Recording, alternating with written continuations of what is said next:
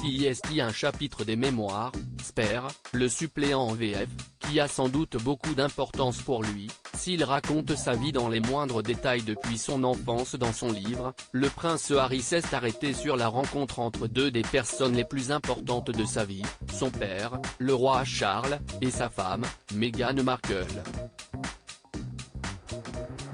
À l'époque, l'actuel souverain n'est encore que le prince Charles est le seul à ne pas encore avoir vu Meghan, la nouvelle petite amie de son fils. En effet, très amoureux, celui-ci l'a déjà présenté à sa grand-mère, Elisabeth II, et à son frère William, de façon plus informelle. Mais il sait que pour Charles, certaines règles sont importantes. Meghan, soucieuse de mettre toutes les chances de son côté, les suit à la lettre. Elle avait relâché ses cheveux, parce que je lui avais suggéré de le faire, raconte en effet le prince Harry, avant de se souvenir que son père et sa grand-mère ont les mêmes préférences.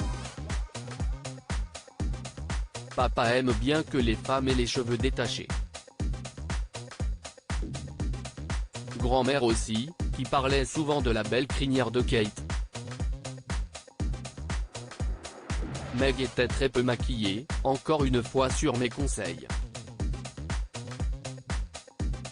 Papa désapprouvait les femmes trop fardées. De bise bien britannique, la jeune femme opte ensuite pour une robe à jupon, parfaite pour ne pas choquer la délicate famille royale. Et est mise au courant des règles pour saluer ses membres. Meg et moi avions répété ce moment plusieurs fois. Pour papa, une révérence. Quand tu t'adresses à lui, CIST votre Altesse Royale ou Monsieur. Peut-être une bise sur les deux joues s'il se penche en avant, sinon une poignée de main. Pour Camilla, pas de révérence. Ce n'est pas nécessaire.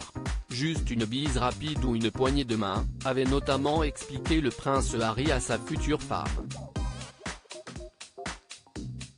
Pas de révérence? Tu es sûr? Avait douté Meghan Markle, vite rassurée par le petit frère du prince William, je ne trouvais pas cela approprié. La rencontre, qui s'était déroulée à Clarence House, s'était bien passée, selon les souvenirs du prince Harry qui raconte que les deux couples avaient parlé d'animaux, de cinéma et de tout autre sujet. Qui ne fâche pas. Tout cela avant que le jeune couple ne doive laisser la place à l'engagement suivant. Occasionnant une petite crainte du père des jeunes Archie, 3 ans et demi, et Lilibet, 19 mois, au moment des adieux, on s'est tout levé. Meg s'est penché vers papa et j'ai tressailli, comme Willy, papa n'est pas très fan des accolades. Dieu merci, elle a déposé sur ses joues deux bises parfaitement britanniques qu'il a même semblé apprécier. Une rencontre sous tension qui laissait présager de la suite.